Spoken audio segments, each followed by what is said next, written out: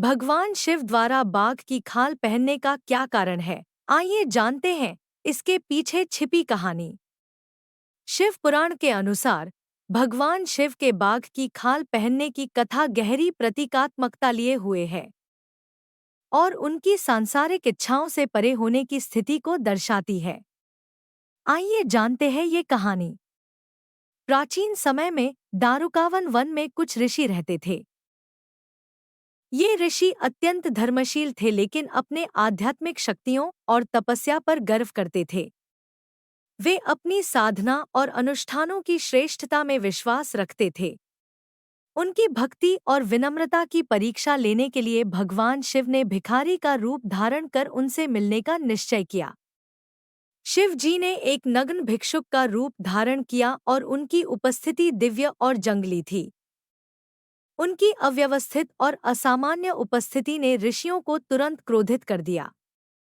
ऋषि और उनकी पत्नियां शिव की इस अद्भुत और अनपेक्षित उपस्थिति से परेशान हो गए। अपने आश्रम की पवित्रता की रक्षा करने और इस अजनबी की दिव्यता की परीक्षा लेने के लिए उन्होंने अपने आध्यात्मिक शक्तियों का उपयोग करते हुए एक भयंकर बाघ को बुलाया। बाघ उनके पवित्र अनुष्ठानों से प्रकट हुआ और भगवान शिव पर हमला करने लगा। शिव जी ने बाघ को आसानी से मार दिया और उसे उसकी खाल उतारकर पहन ली, यह दर्शाते हुए कि वे सांसारिक खतरों और भय के परे हैं। प्रतीकात्मक अर्थ। भय पर विजय। बाघ की खाल पहनना शिव की भय पर विजय और उनके प्रकृति के जंगली और उग्र पहलुओं पर नियंत्रण का प्रतीक है। यह दर्शाता है कि वे शारीरिक खतरों और सांसारिक भय से परे हैं। शक्ति पर महारत। बाघ की खाल पहनकर शिव यह प्रदर्शित करते हैं कि उन्होंने प्रकृति की मूल और अप्रतिहत शक्तियों पर महारत हासिल की है। बाघ, जो शक्ति और उग्रता का प्रतीक है, उनके लिए एक गहना बन जाता है। त्याग।